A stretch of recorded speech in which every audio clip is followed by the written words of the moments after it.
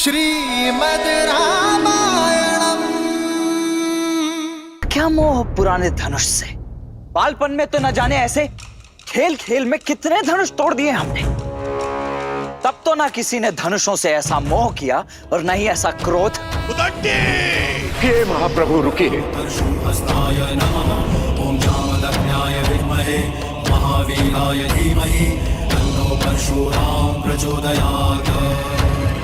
ये दोनों दशरथ पुत्र मेरी छत्र छाया में हैं। इन दोनों की सुरक्षा का उत्तरदायित्व इनके पिता ने मुझे सौंपा है। प्रभु ये देन है, कुछ हो गया तो मैं महाराज दशरथ को क्या उत्तर दूंगा।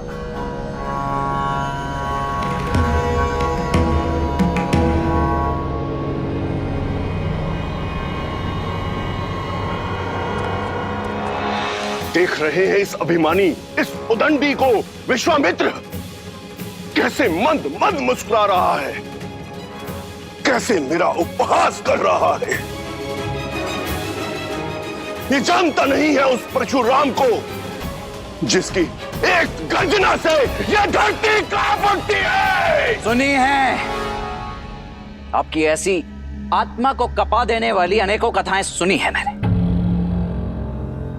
भयभीत तो मैं कभी हुआ नहीं, परंतु प्रत्येक कथा का निष्कर्ष सदैव यही निकला कि इतना अनियंत्रित क्रोध, इतना अनैतिक अहंकार तो केवल एक राक्षस में हो सकता है। आश्चर्य है कि आप एक ऋषि हैं। जाइए महर्षि, मैं आपको केवल इसीलिए छोड़ रहा हूं क्योंकि ब्रह्म हत्या का पाप मुझे रघुवंश पर नहीं चाहिए।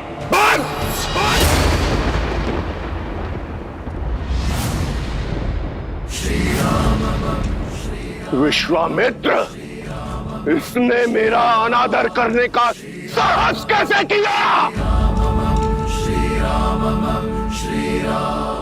सम्मान परिस्थिति और स्थान देखकर किया जाता है महोदय, और आप मेरे ज्येष्ठ भ्राता के शुभ विवाह के अवसर पर अशुभ समाचार बनकर आए हैं।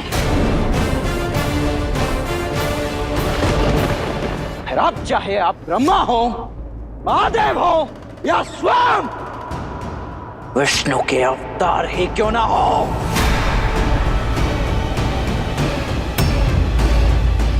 आपके समक्ष ये लक्ष्मण खड़ा है। आप होंगे संसार के भगवान, मेरे भगवान।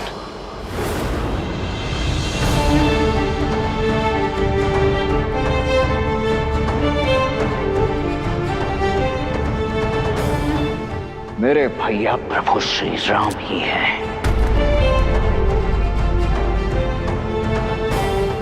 और यदि मेरे भगवान के ऊपर किसी ने शास्त्र उठाया, कवच ये लक्ष्मण होगा है।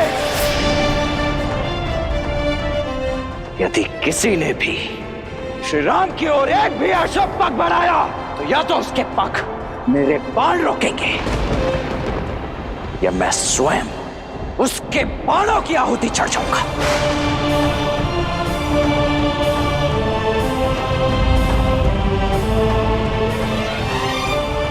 दशरथ पुत्र लक्ष्मण की, श्री रामचंद्र की, श्री रामचंद्र की, राम लक्ष्मण की, राम लक्ष्मण की।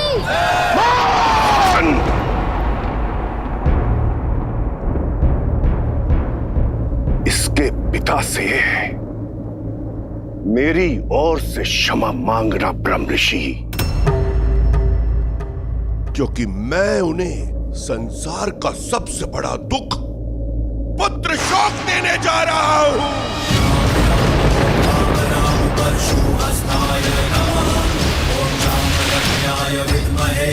महावीराय धीमहि तन्नो परशुराम प्रचोदयात्।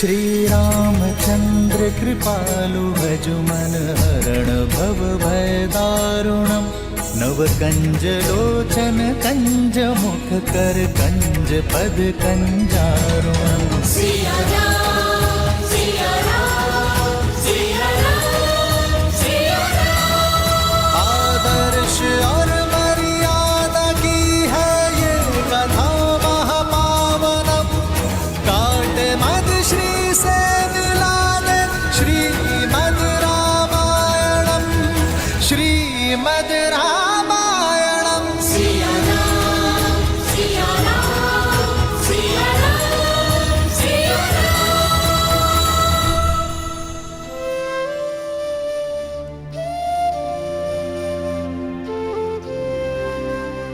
मैं धनुष भंग होने का कारण आदर सहित स्पष्ट कर चुका हूं प्रभु,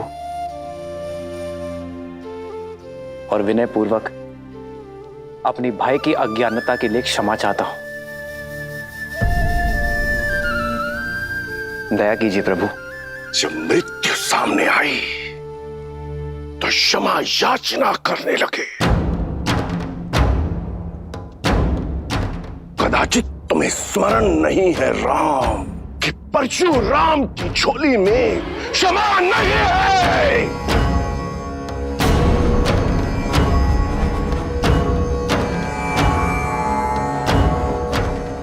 मेरे मन में आपके लिए बहुत सम्मान है ऋषिवर, मैं आपके पग की धूल भी नहीं हूं, किंतु यदि प्रश्न मेरे भाई की सुरक्षा पर उठा तो विश्वामित्र और वशिष्ठ का ये शिष्य रघुवंशी राम आपको उत्तर देने में विवश होगा। मैं वही करूंगा जो उचित है प्रभु। अंतिम श्वास तक आपसे युद्ध। युद्ध वो भी मुझसे, परशुराम से।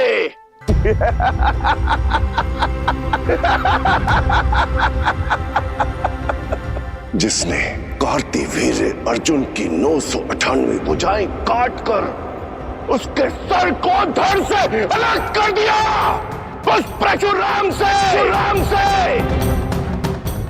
जिसे बिना तोड़े धनुष पर प्रत्यंचा चढ़ाना नहीं आता, वो इस परशुराम के समक्ष शस्त्र उठाएगा।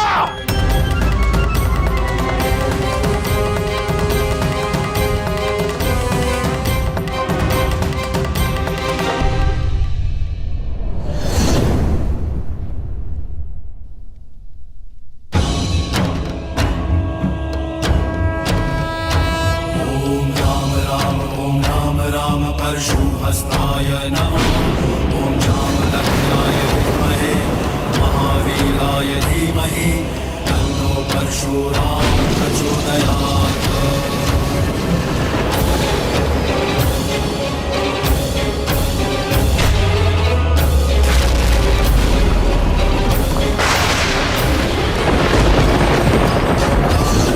परशुहस्ताय नमः।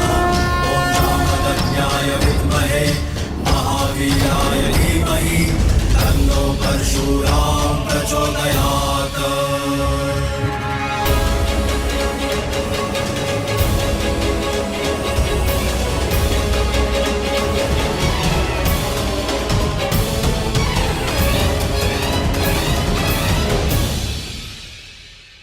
पिनाक को तोड़ने का मद रखने वाले बालक, ये श्री हरि नारायण का धनुष सारंग है। महादेव के धनुष को तो तुमने भूल से तोड़ दिया, अब इसे उठाओ और चढ़ाओ इस पर प्रत्यंचा।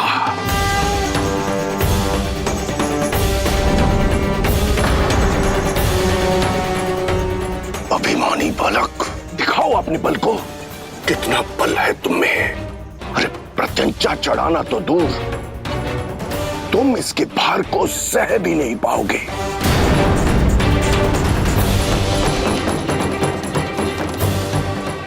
अरे चढ़ाओ प्रत्यंचा, ताकि सब देखें कि अयोध्या का बल इसके भार के नीचे कैसे कुचला गया। जो आज्ञा ऋषिवर।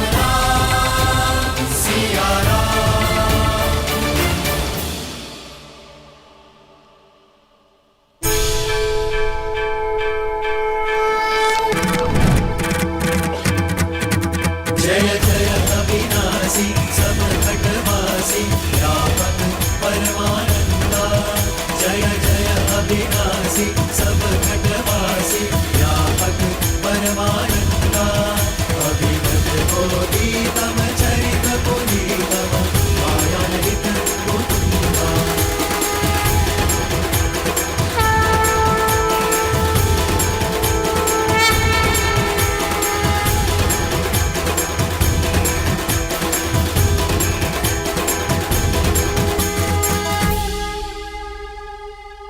अहंकारियों को 21 बार इस धरा से मिटाने के बाद भी मैं अपने अंदर के अहंकार को नहीं मिटा पाया।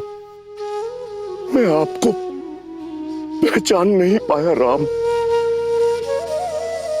अब समझा कि कैसे आप शिव का धनुष उठाने में सक्षम हुए।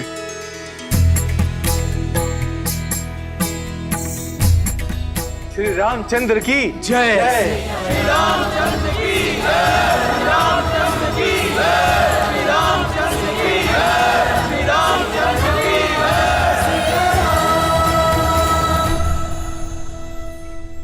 ये जय जयकार नए युग का शंखनाद है। त्रेता युग में उगे नए सूर्य का।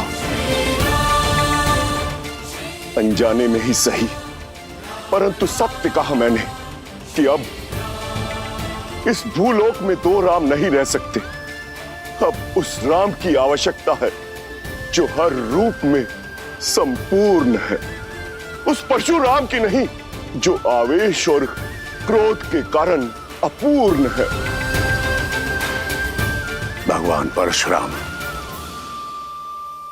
वसंत के आने से ग्रीष्म का महत्व तो कम नहीं हो जाता, वैसे ही राम के आने से परशुराम का महत्व तो घट नहीं जाता। इस संसार को आज भी आपकी आवश्यकता है। चिरंजीवी बनके एक महागुरु के रूप में आपको युगों युगों तक रहना है। महान योद्धाओं को युद्ध की कला और योग का ज्ञान देना है।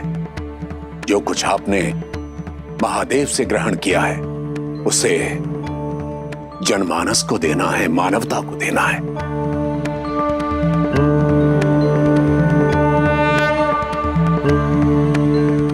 अब इस बाण का क्या करूं ऋषिवर जो इस धनुष पे चढ़ाया है? मैं जानता हूं राम कि धनुष पर चढ़ाया बाण लौटाया नहीं जा सकता। अब इसे लक्ष्य देने की आवश्यकता है। तो बताइए ऋषिवर, क्या लक्ष्य भेदू इस बाण से? आप तो चिरंजीवी हैं, तो ये बाण या तो आपके तप की शक्ति को काटेगा या मन से विचरण करने की शक्ति को। पूरे आर्यावर्त और दक्षिणात्य में महारथियों को ज्ञान देने और हिमालय से दूर दक्षिण तक अनेक आश्रम स्थापित करने में मन की गति का सहयोग होगा। इसलिए इस पर कृपा कीजिए और उस तपोबल पर प्रहार कीजिए जिसके कारण मुझ में अहंकार आ गया था।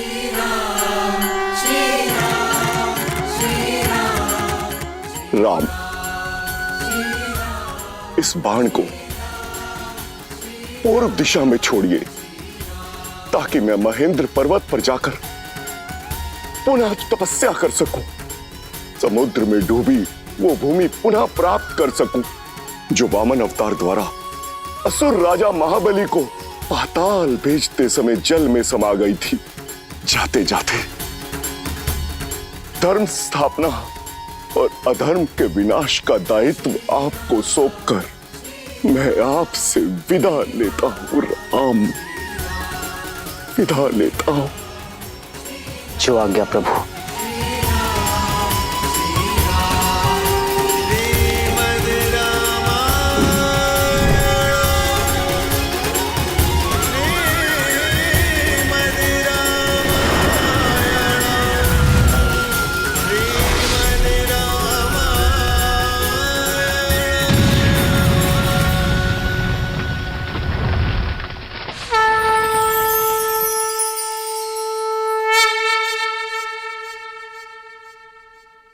मिथिलेश जनक, महादेव का धनुष भी साध लिया गया और भगवान परशुराम का आशीष भी मिल गया। बस अब किस बात का विलंब? पूरे विधि विधान से विवाह की तैयारियां कीजिए।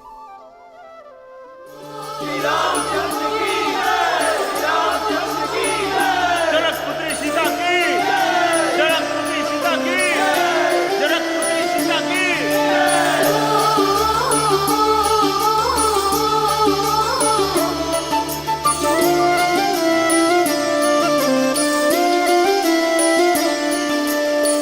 जन्म जन्म का है ये संगम, राम रतन सीता वैभव धन।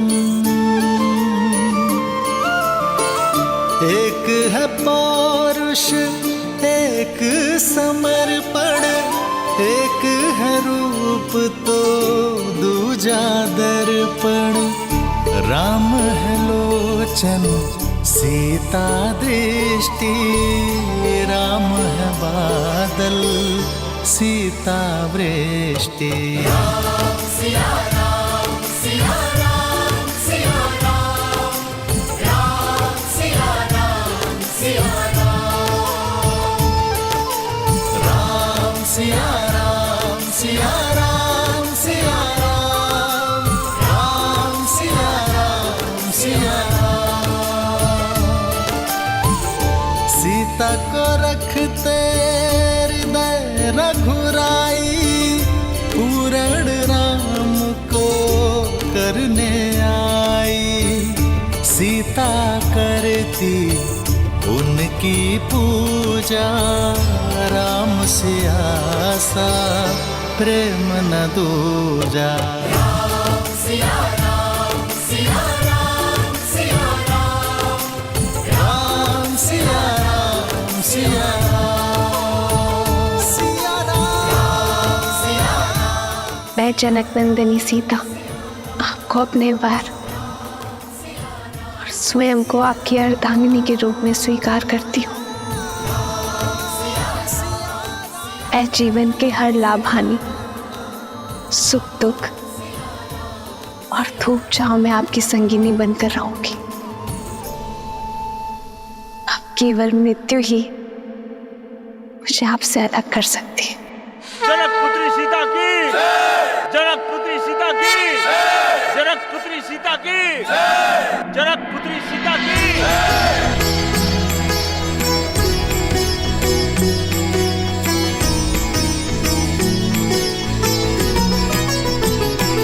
हो सोहती सिए राम के जोरी, छवि सिंगारू मनहूँ एक ठोरी।